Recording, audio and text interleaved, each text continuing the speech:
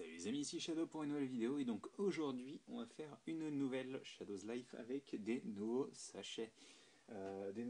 Donc de série 14. 14.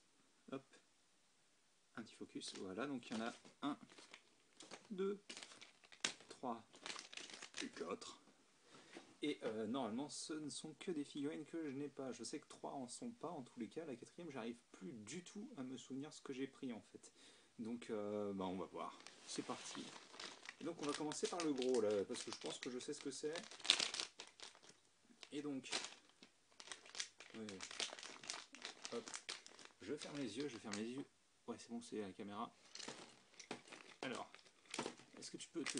C'est bon, c'est... Ouais. Alors c'est pas celle que je pensais, mais en effet c'est une de celles que j'avais choisies. On va mettre ça comme ça. Et donc c'est le mec avec... Alors est-ce que je... Ouais voilà, elle est ici la tête. Hein.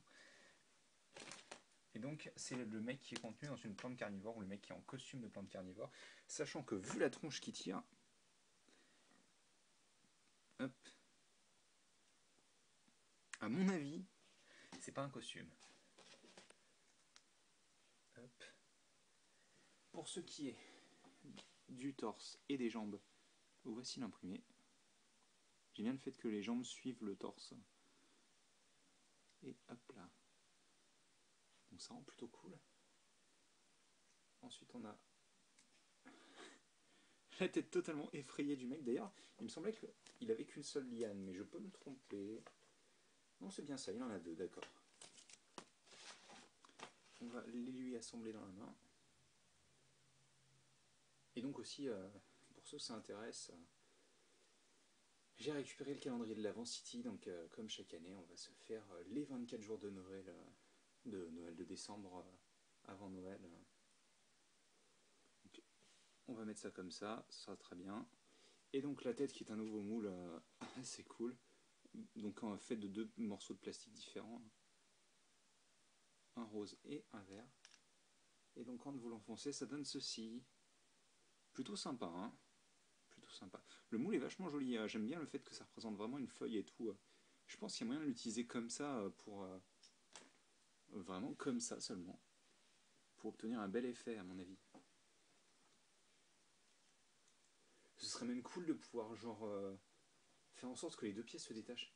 Mais le truc c'est que la tâche elle est placée directement sur la partie rose en fait de la pièce. Donc on perdrait la tâche. C'est un peu dommage. Ça m'a fait... Non, ça m'a rien fait du tout. Focus, merci. Donc il reste 3 sachets. Bon, celui-ci, vu sa taille là pour le coup, je sais ce que c'est. Allez, c'est parti. Donc je le rappelle, pour le moment, je n'ai qu'un seul double. Donc je ferme les yeux. Attendez, voilà, là je suis bien devant la caméra. Je ferme les yeux. Et donc oui, voilà, là c'est bien celui auquel je pensais. C'est le loup-garou. Qui n'a pas de tête lui, hein. C'est directement le casque qui fait office de tête quoi. Hop. Oh, les jambes sont cool. Attendez que je fasse un... Donc les jambes déjà sont bicolores premièrement, ça c'est une chose. Mais en plus elles sont imprimées sur la partie bleue pour faire en sorte que le truc soit déchiré. Et c'est imprimé qui se suit... ça c'est vraiment cool par contre. Hein. Il rend vraiment du tonnerre celui-ci. Hein. Donc on place la queue du loup. Comme ceci. Et donc... Alors c'est assez cool si je dis pas de bêtises parce qu'en plus l'imprimé du torse, c'est genre l'imprimé du bûcheron si je dis pas de bêtises, mais genre arraché. Donc en fait le bûcheron c'est... alors attendez que j'enfonce ça bien, voilà. Donc c'est le loup-garou en fait. C'est plutôt cool ça. Donc il a un os taille grande, ce qui est toujours sympa. Parce que moi en général j'en ai très peu des grands, j'en ai surtout pas mal de petits. Et donc c'est vraiment pas pratique. Hein. C'est pour ça que je ne construis pas devant la caméra, parce que là c'est vraiment pas pratique. La tête qui est plutôt jolie, je pense que c'est une des têtes les plus réussies, pour moi en tous les cas, de loup-garou. Parce qu'en général je trouvais les têtes de loup-garou assez bof. Hein, chez Lego. Et celle-ci elle rend vraiment bien. Quand on regarde sur le côté, on a vraiment une tête de loup quoi. On a vraiment la forme avec le museau et tout, et je trouve que ça rend vraiment bien. Donc on a ça. On a encore 2 sachets. Hop. Et donc, on va ouvrir celui-ci d'abord. Je ferme les yeux. Et donc oui, voilà, ça c'est la troisième figurine que je connaissais. C'est l'humain en costume de squelette. Tac. Alors, attendez, je vais... Voilà. Donc l'humain, on peut voir le squelette Lego en fait, hein, un classique. Voilà, comme ça. Et donc, pareil, le torse squelette classique, les bras squelette classique. Puis, bon bah, le masque qui est exactement la tête du squelette de base. Et ce que je trouve cool, je sais pas si c'est la première fois, mais en tout cas, moi perso, c'est la première fois que je le vois, un imprimé qui fait tout le tour de la tête. Sans exception, il n'y a aucun arrêt ou quoi que ce soit. Et ça, c'est vraiment très sympa, quoi.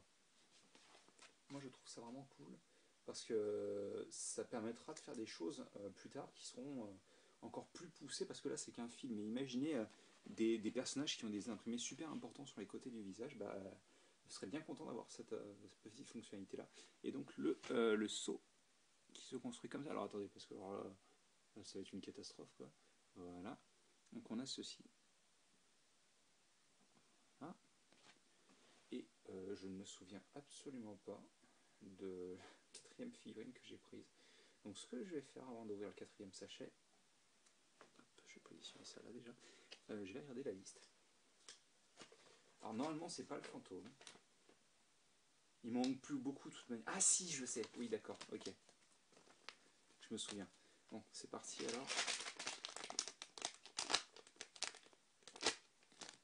Oui d'accord, c'est mieux quand tu t'ouvres quand même. J'ai dit c'est mieux quand... Putain, excusez-moi, lutin. Je ferme les yeux et...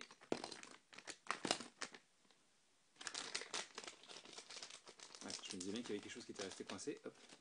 Et donc, si vous n'avez pas vu, c'est le Sasquatch ou le Bigfoot, ou peu importe comment vous souhaitez l'appeler. C'est un monstre qui n'aime pas se faire voir. Alors, là, pour le coup, je l'assemble vraiment comme ça, vu que il n'y a rien à montrer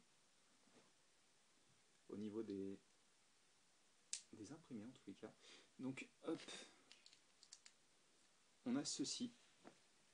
Et là, pour le coup, les seuls imprimés qu'il ait, mis à part la tête, c'est les pieds. Ce qui est très important, vu qu'il s'appelle Squarefoot, apparemment. Et il est cool parce que j'avais pas eu la pièce qui est utilisée alors, pour le Yeti, que je n'ai pas eu malheureusement, et pour la taupe dans Shima. Donc bon, bah, voilà. 4 nouvelles figurines, donc il m'en manque 4. Il me manque... Il me manque le scientifique, il me manque la Banshee, le zombie businessman, le zombie en costard quoi. Et une qui devrait pas être trop dure à trouver, c'est la vampiresse, parce que je dis vampiresse, mais je sais même pas si c'est vraiment ça, vu que c'est plus genre araignée, mais bon. Il y en a au moins, j'allais dire au moins deux, mais alors attendez.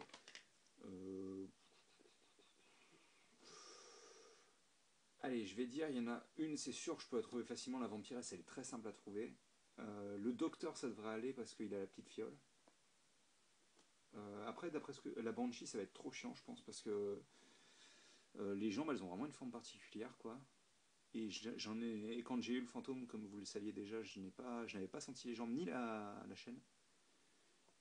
Et bah, le zombie businessman, il me semble, si je dis pas de bêtises, que quand on l'ouvre, la valise est déjà fermée.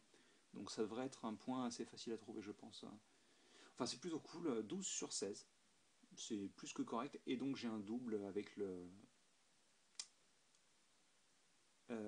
rocker, enfin, le monstre de Frankenstein rocker. Vu qu'à la base, Frankenstein, c'est le savant, c'est pas la créature. Donc bref, 9 minutes pour 3 à 4 figurines, c'est pas génial. J'espère que vous avez apprécié la vidéo tout de même. Et nous, on se retrouve ce week-end à Auxerre. Et c'est tout, étant donné que je n'ai pas de vidéo prévue pour le moment. Donc oui, c'est tout. Allez, à la prochaine. Salut.